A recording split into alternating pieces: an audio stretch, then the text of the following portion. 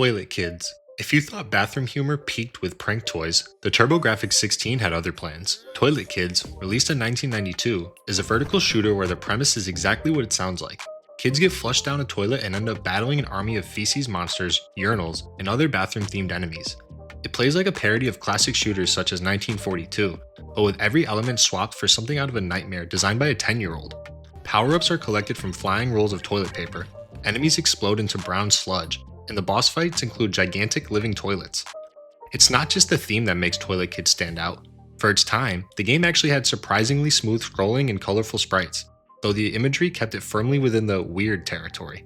The developers never localized it outside of Japan, and it's not hard to see why. Western parents in the early 90s probably wouldn't have embraced a shooter where victory comes from literally blasting piles of poop.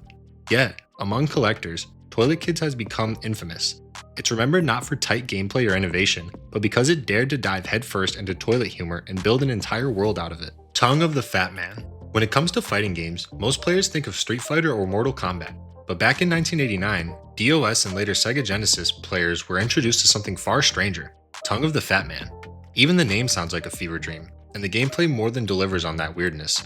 The premise is a fighting tournament hosted by Mondu the Fat, an alien overlord who also happens to be one of the wildest character designs in gaming history. Picture a massive, fleshy body with exposed muscles, strange appendages, and a giant tongue. There you have Mondu. The fighters you choose from are no less bizarre. Instead of martial artists or recognizable archetypes, you're pitting mutants, cyborgs, and alien oddities against one another. Some characters look like they've crawled out of a low-budget horror film, with distorted faces and unsettling proportions.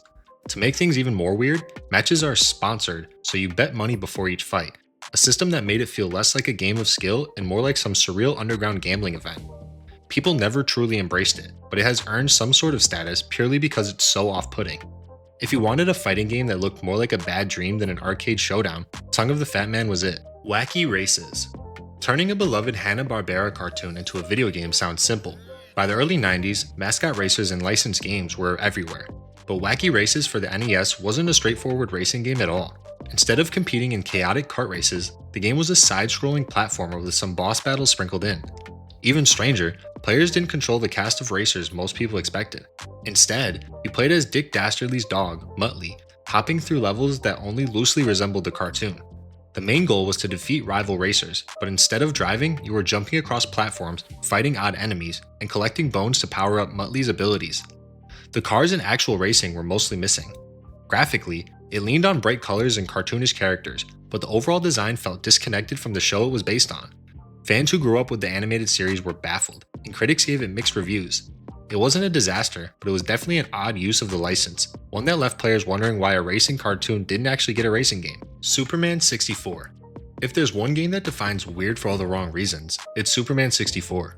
Released in 1999 for the Nintendo 64, this game has gone down as one of the most infamous licensed disasters in history.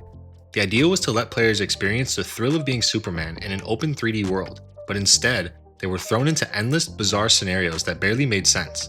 The most notorious section is the infamous ring missions. Rather than saving Metropolis from epic threats, Superman spends much of the time awkwardly flying through floating rings under a strict timer. The graphics are foggy, and the environments are barren, making the whole experience feel unfinished. Even stranger, the story takes place in a virtual world, a design choice that explained away the emptiness but left players wondering why they weren't battling real villains. Combat didn't help. Superman, one of the strongest heroes in fiction, often found himself punching generic robots or dealing with nonsensical tasks like carrying cars across glitchy terrain. Fans expecting to unleash Superman's full powers instead got a broken, repetitive, and frustrating mess. Today, Superman 64 is remembered less as a superhero game and more as a surreal example on how not to adopt an icon. LSD Dream Emulator. Few games have ever leaned into surrealism as hard as LSD Dream Emulator. Released in 1998 for the PlayStation only in Japan, it wasn't really a game in the traditional sense. Instead, it was an interactive trip through the subconscious, built from the dream diary of one of the developers at Asmik Ace Entertainment. Each playthrough drops you into strange, disconnected environments, from neon cityscapes to endless gray hallways, with no clear objective other than wandering and experiencing whatever bizarre imagery the game throws at you. The name LSD wasn't a coincidence. While it officially stands for Lovely Sweet Dream, the psychedelic visuals and nonsensical logic make it hard not to think otherwise. One moment you're walking through a countryside, The next you've crashed into a wall and been transported to a nightmare filled with faceless figures or giant floating heads. No two play sessions are ever the same, as the game shifts and mutates depending on where you explore. It baffled critics at the time and was never released outside Japan, but over the years it's gained a following online. Streamers and YouTubers especially love it, calling it one of the strangest, most unsettling experiences ever put on a console. Sneakers. When Microsoft launched the original Xbox, they wanted exclusives that could compete with Nintendo's family-friendly titles. What they ended up with in 2002 was Sneakers, a bizarre action game about mice battling gangs of rats. Released in Japan under the name Nesmix and sold in limited quantities at Toys R Us in the US, it was marketed as a cute adventure but quickly became infamous for how strange and shallow it was.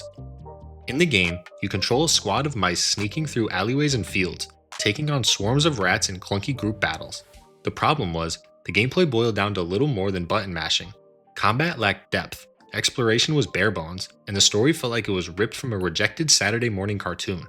Even stranger, Microsoft chose to publish it themselves, putting the Xbox brand directly behind a game many critics called one of the console's weakest.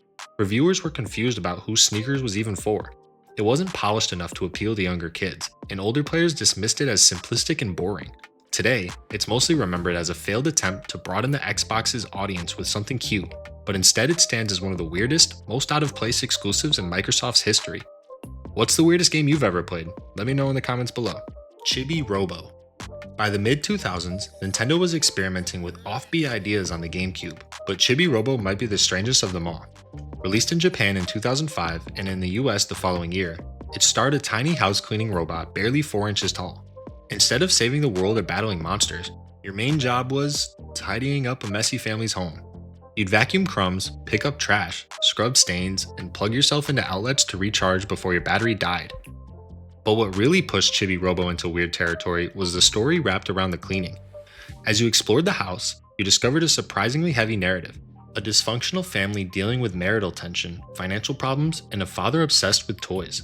The game mixed whimsical chores with moments of unexpected emotional depth, all told from the perspective of a tiny robot. The supporting cast added even more oddness. Toys in the house came to life at night, and Chibi Robo found himself solving their bizarre personal dramas too. One moment you're polishing windows, the next you're helping a talking action figure work through an identity crisis. Critics praised its originality, but audiences never quite knew what to make of it. Today, it's remembered as one of Nintendo's strangest attempts at a video game. Mr. Mosquito. Released in Japan in 2001 and later in North America in 2002, Mr. Mosquito puts you in control of, you guessed it, a mosquito. Your entire goal is to suck blood from the members of the Yamada family so you can survive the summer. That's it. No saving the world, no epic bosses, just buzzing around a house trying not to get swatted. Each stage places you in a different room of the family's home, and you have to carefully land on exposed skin to feed. The gameplay mixes stealth with quick reflexes, since the Yamadas will notice if you hang around too long. Stay too obvious and they'll try to crush you, leading to strange battle sequences where you dodge attacks and try to calm them down by pressing pressure points on their bodies. What makes it truly bizarre is the presentation.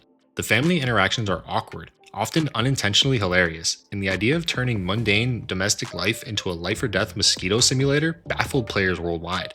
Still, it became a hit precisely because of how outlandish it was, proving that even the weirdest concepts could find an audience. Muscle March. Muscle March is an arcade-style action game where bodybuilders in Speedos chase down a thief who has stolen their protein powder. The gimmick? You have to strike the same over-the-top muscle poses as the characters to fit through holes and walls while sprinting after the culprit. The visuals are pure chaos. Imagine a rainbow-colored parade of overly muscular men and one female bodybuilder in a bikini, barreling through city streets, space stations, and snowy mountains, all flexing dramatically while disco music blares in the background. The animations are exaggerated and every level gets progressively more ridiculous. Gameplay relied on the Wii Remote's motion controls, requiring players to quickly mimic poses before crashing into obstacles. While short and repetitive, the sheer absurdity of the premise made it unforgettable. It was seen as shallow, but also a game that you couldn't stop laughing at for how committed it was to its bizarre theme. Muscle March never became a major hit, but among Wii oddities, it's legendary, a perfect mix of absurd humor and unfiltered weirdness. Sneak King. In 2006, Microsoft teamed up with Burger King to release one of the strangest promotional games ever made, Sneak King for the Xbox and Xbox 360. Instead of starring a hero or mascot from gaming history, the main character was Burger King's unsettling royal mascot, the King. The objective? Sneak around construction sites, suburban neighborhoods, and logging camps, delivering Whoppers and fries to unsuspecting people without being caught. The gameplay was essentially stealth light, but with a surreal twist. You'd hide in trash cans, behind fences, or even inside piles of lumber, waiting for the perfect moment to pop out and surprise hungry NPCs with fast food. The creepiness was intentional. The king's blank, grinning mask became even more uncomfortable as he tiptoed up behind people, complete with slow-motion flourish animations when he succeeded. Even stranger, Sneak King wasn't sold in stores. It was offered at Burger King drive-thrus for just a few dollars with a meal, turning it into a bizarre fast food tie-in that somehow worked. Despite being critically mediocre, it sold millions of copies thanks to its novelty. Today, Sneak King is remembered less as a game and more as a marketing stunt that became one of the weirdest console releases ever. If you enjoyed the video, be sure to leave a like and hit the subscribe button below. Thanks for watching.